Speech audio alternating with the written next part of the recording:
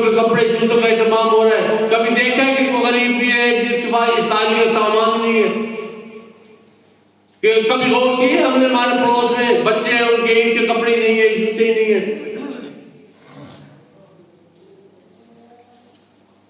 कौन सा फिर हमें सुकून कहां से मिलेगा? जो ईमान के एक पहलू को हमने छोड़ दिया। और ये जो सखावत है ये रब के इनामों में से एक इनाम है। याद रखें, शैतान हमेशा बेअमल मुसलमान हो, अल्लाह का शरीफ मानता हो, आका पाक सल्लल्लाहु अलैहि वसल्लम मानता हो मुसलमान शर्त मोमिन की है, अमल ना करता हो लेकिन दिल का सख्त हो, शैतान हमेशा उससे खौफजदा रहता है।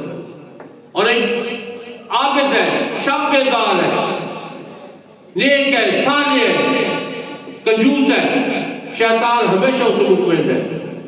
एक वक्त आएगा जब किसी को मजबूरी होगी, जरूरत होगी, और ये कंजूस उसकी जरूरत पूरी नहीं करेगा, उस मजबूर की मजबूरी को नहीं देखेगा, अल्लाह अज़्ज़ल इसकी इबादत इसके मुंह के ऊपर मार देगा। और वो जो सखी है, जो अमल में कम है, कमजोर है, लेकिन दिल का सखी है, जो कुछ है वो ऐसे बंदों पर लुटा देगा, अल्लाह अज़्ज़ल उसी की सदके उसको माफ कर देगा।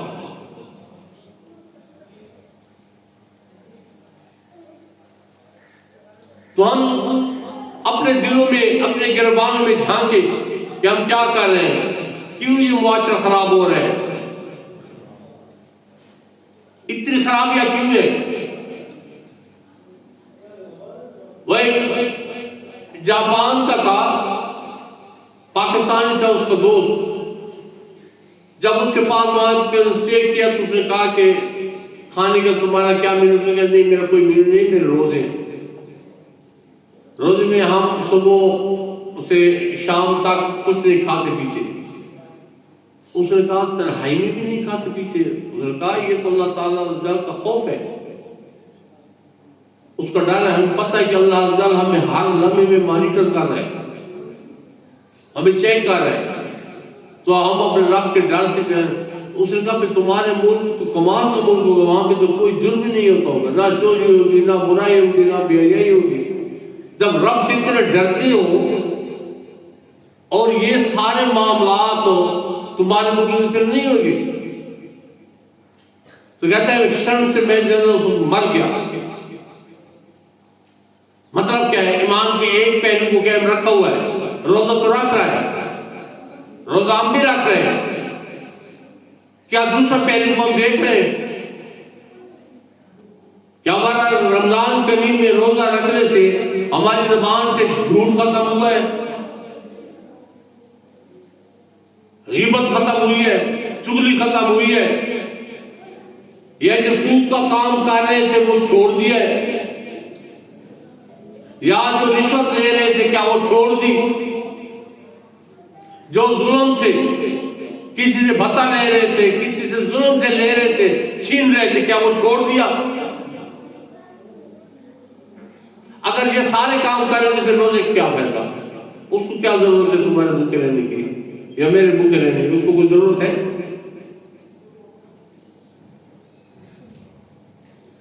वो तो कादिर मुतलक है, वो बेनियाज है, जिसने आपको दिया है, क्या वो गरीब को नहीं दे सकता था? आपके मोहल्ले में, आपके पड़ोस में जो गरीब है क्या उसको वो नहीं दे सकता था? उसने आपको दे के आपको चेक किया है कि मेरे बंदों के हाथ में ये कैसे है। वो यमन का अब्दुल्ला मोर्ची आज के लिए पैसे इकट्ठा कर रहा था, पैसे इकट्ठे हो गए, आज की तैयारी हो रही थी, आया बैग से घर वाले को आके खाना, दूसरे का खाना तैयार है, तो साथ ही घर में पड़ोस में खुशबू आई गोश्त, उसने कहा ये तो बड़ा को गोश्त भूल रहे, तो वहां से मेरे लिए प्लेट गोश्त के लिए। जब वो गई तो उसने कहा कि नहीं, मेरे लिए और मेरे बच्चों के लिए जायज है, मैं बेवा हूँ, बच्चे हैं मेरे यतीम है, 3 दिन से भूखे थे, तो आज रो रो के रोना नहीं देखेंगे, जंगल से मैं एक मुर्गा जानवर था वो काट के ले पका के दे रही हूँ, तो हमारे लिए जायज है, आपके लिए जायज नहीं है। जब बताया तो उसने अपने जो हज वाला पैसा तो तमाम उठा के दे दिया, घर वाले प्लीज इसको दे दो, उसको कोई ये इस्तेमाल करो, बाकी उसके बाद जितनी मजदूरी करूंगा आप भी खाना, हम भी खाते रहेंगे। उस वक्त अल्लाह अज़्ज़ा के वली थे जो उस वक्त हज पे थे, तो फरमाते हैं कि मैं हज के बाद हर में काबा में मुझे ऊँग आ गई, तो मैं फरिश्तों की आवाज़ें सुन रहा था। एक फरिश्ता दूसरे कह रहा था तो किसी का हज कबूल नहीं हुआ, तो दूसरा कह रहा था नहीं, अब्दुल्ला मोची जो यमन वाला था उसकी वजह से अल्लाह जान ने उसका भी और जितने हज में थे तमाम का हज कबूल कर दिया। बैठा घर में यमन में, रब हज कबूल फरमा रहे हैं, और उसके बदले में जो उस वक्त लाखों लोग थे तमाम का हज उस एक बंदे के बदले में अल्लाह ने कबूल किया। क्यों? उसने क्या कमाल किया? उसने अल्लाह ताला की एक बंदी और उसके बच्चों के लिए अपने हज का जो सामान था वो उनको दे दिया। तो रब्बुल आलमीन कैसे राजी हो जाते हैं? हज वालों का हज कबूल नहीं हुआ और अब्दुल्ला का हो गया। हम रोजे रखते रहे, हमारे पड़ोस में लोग भूखे पड़े हैं, नंगी है, पाँव से उनके पाँव में नहीं है बच्चों की, और हम टस से मस नहीं हो रहे, रोजे रखी जा रहे हैं, तहज्जुद पढ़ रहे हैं, कुरान पढ़ रहे हैं और बड़े नेक बन गए कि हम बच जाएंगे। कभी भी नहीं बचेगा, याद रखें। ये अपना ये उसके साथ मामला है। वो गफूर रहीम है, अरहमुर राहिमीन है, रऊफ रहीम है। वो चाहे तमाम मखलूक, चाहे वो काफिरों को बात है, उसको कोई पूछने वाला नहीं है। लेकिन हमसे हमारी पूछ होगी। ये जो हुक्म है ना पड़ोस का, तो मेरे आका पाक अहमद मुस्तफा मोहम्मद मुस्तफा से फरमाते हैं, जब जिब्राइल अमीन पड़ोस के हकूक लेके आ रहे थे तो एक वक्त मुझे ऐसा लगा जैसे ये शराकतदार हो जाएंगे तमाम माल में, जमीनों में। इतना हकूक है पड़ोसी का।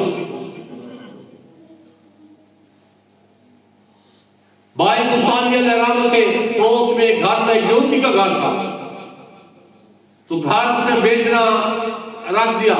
लोग आते थे, कीमत थी मैं मिसाल देता हूँ 10 लाख, तो कहते था 12 लाख, तो लोग कहते नहीं इतनी तो इसकी 10 लाख की में तो आगे वो यहूदी कहता 2 लाख बायजीद के पड़ोस की वजह से ले रहा हूँ। ये पड़ोस जो है इतना अच्छा है। यहाँ मेरे शहर मेवाली में एक घर बिका है और 50,000 रुपया पड़ोस की वजह से उस बंदे ने लिया है कि मेरा ये पड़ोस में जो देके जा रहा हूं। आप तो क्या हम अपने गिरबानों में जाके क्या हम उस नुक्ते पे पूरे उतरते हैं? क्या हमें ये शब बेदारियां काम आएंगी, या रोजे हज ज़कात ये हमें काम आएंगी, जबकि हम लोगों पे जुल्म कर रहे हो, अल्लाह अज़्ज़ा की मखलूक पे जुल्म कर रहे हो। अपने आप को, मेरे समय हर बंदा अपने आप को टटोले। मेरे रब ने जन्नत बहुत आसान कर दी, याद रखें, बहुत आसान कर दिया। जिसने ये हदीस में मार किया, जिसने अपनी माँ के 2 अबरू के दरमियान बोसा दिया, जन्नत उस पर वाजिब हो गई। मेरे रब ने जन्नत को इतना आसान कर दिया। बाप के रज़ा में मेरे रब्बुल आलमीन ने फरमा दिया मैं रब राजी हूं, अगर तुम्हारा बाप राजी है मैं रब तुम पे राजी हूं। उसकी रजा तो इतनी आसान है, इतनी जल्दी मिल रही है, लेकिन तब मिलेगी जब दूसरा पहलू, ईमान के जो दूसरा पहलू है उसको हम कायम रखेंगे।